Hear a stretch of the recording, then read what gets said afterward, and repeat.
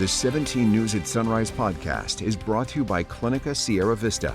Welcome back to the 17 News at Sunrise podcast, where we share your news on your schedule. Working in the spirit of the Golden Empire, this is 17 News at Sunrise. Good morning, everyone. Thanks for waking up with us here at 5 a.m. I'm Maddie Jansen alongside Alex Fisher. We begin with a health warning this morning. The city of McFarland is warning parents not to give babies under 6 months old tap water due to high levels of nitrates found in the Browning well. The warning applies to pregnant women as well. Leaders say some water samples showed nitrate levels of 11 milligrams per liter. That's above the maximum level of contamination, which is 10 milligrams per liter. The warning says formula, water, and juice for children under 6 months of age should not be prepared with tap water, and pregnant women should avoid it altogether. That's because high nitrate levels can interfere with how the blood carries oxygen and could cause either an infant under 6 months old or a pregnant woman to become seriously ill, and in rare cases, a baby could die from this. We have an update on Grammy-nominated rapper Tory Lanez. We are learning now he will spend some time behind bars here in Kern County. TMZ reports Lanez has been transferred to North Kern State Prison in Delano. The rap artist, whose real name is Daystar Peterson, was sentenced last month to 10 years in prison for shooting superstar rapper Megan Thee Stallion. She testified Lanez fired at the back of her feet and yelled at her to dance, and she needed surgery to remove the bullets. Lanez was convicted of negligent discharge of a gun, assault with a gun, and carrying a loaded and unregistered gun. As firefighters were working to put out a big rig fire, they say they had to suddenly dodge an out-of-control van. This is on Highway 46 near the Kern County line. Crews say they were just about to contain the fire when a van suddenly crashed into the big rig as well as a fire truck before rolling over. No firefighters were hurt, but the two people in the van were taken to the hospital. One was airlifted and faces life-threatening injuries. No word yet on what led up to the crash. Crews busted out a chainsaw to battle a house fire in East Bakersfield. You can see firefighters cutting through the roof to get to the flames inside the home. All of this happening on Ogden Street shortly after 5 p.m. No word yet on what started the fire or if anyone was hurt. Turning now to an issue we follow closely here at KGET. We call it Kern's sober reality. The family of a man who was killed by an accused drunk driver held a vigil in Northwest Bakersfield. The family of Anthony Mendez says he was jogging along Meacham Road early Sunday morning when he was hit by a car. Mendez was taken to the hospital where he died. Last night, a vigil was held at the crash site. He was a good man, a good father, a good son, a brother. He led me back to the Lord, and he was touched by everybody. No more slaps on the hands. I don't care if you don't have a criminal record. The minute you got in that car under influence or alcohol, you know something like this can happen. 47-year-old Mao Ernesto Arias was arrested on charges of driving under the influence and gross vehicular manslaughter. He's pleaded not guilty and is due back in court next month. A somber ceremony at Bakersfield National Cemetery for 8 unaccompanied veterans. While their families weren't there, community members gathered to lay these heroes to rest with honor. 17's Cecilia Trevino was there.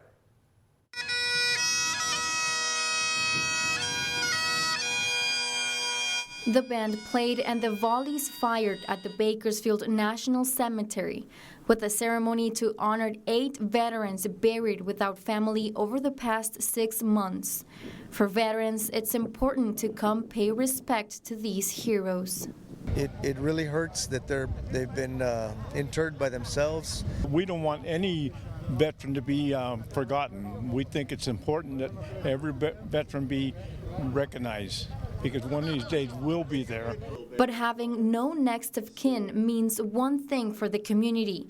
They rise to the occasion and come together for Ricky Allen Cunningham, Richard Wayne Murphy, Frank Anello, Larry Andrade, Gary Cantrell, Jesus Rosales, Brian Gussie, and Edward Janishek.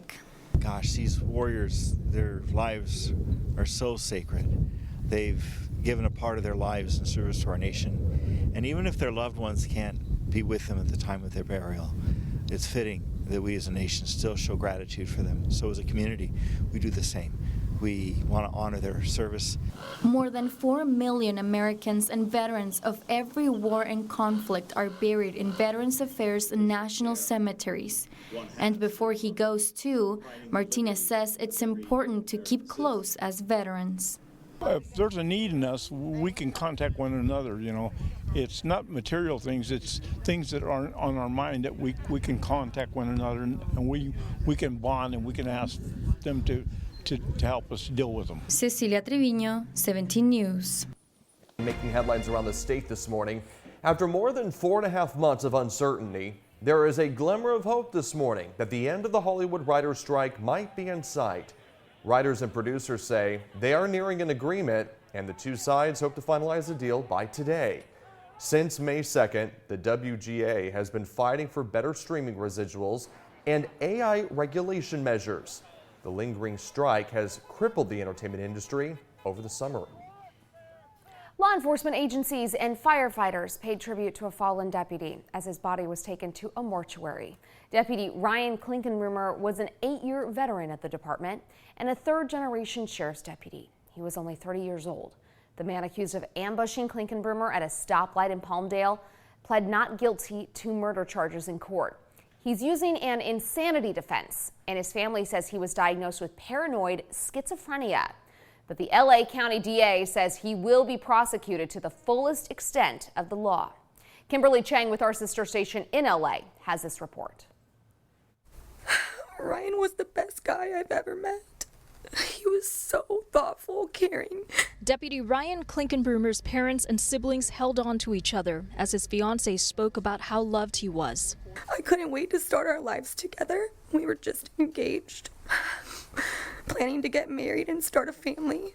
Earlier in the day, 29-year-old Kevin Salazar, who's accused of ambushing and killing the deputy while he was on duty in Palmdale, entered a not guilty plea by reason of insanity in a Lancaster courtroom. LA County District Attorney George Gascon announced a murder charge was filed against Salazar, along with special circumstances allegations, including committing a crime against a peace officer by using a firearm from a motor vehicle and lying in wait because prosecutors say this was an ambush.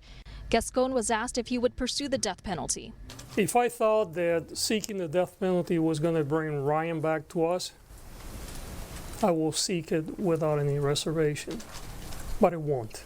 According to authorities, Deputy Klinkenbroomer was in his patrol car Saturday when Salazar pulled up next to him and shot him with a .22 caliber revolver. Salazar's family declined to comment walking out of court Wednesday, but told media previously Salazar suffered from paranoid schizophrenia, and they'd called deputies twice in the past seeking help. Even if Mr. Salazar is found not guilty by reason of insanity, that doesn't mean that he's going to be freed. What it means is that he will be committed to a state hospital until his sanity can be restored, and they can keep him up to the maximum of his sentence, which in this case is life in prison. Law enforcement agencies and firefighters paid tribute to the fallen deputy as his body was taken to a mortuary in Covina. Klinkenbroomer was an 8-year veteran of the department and a third-generation sheriff's deputy. He was 30 years old. That was Kimberly Chang reporting. Turning back to coverage of the Great Kern County Fair, country music artist Rodney Atkins took the stage at the Budweiser Pavilion last night, performing some of his biggest hits at the packed venue.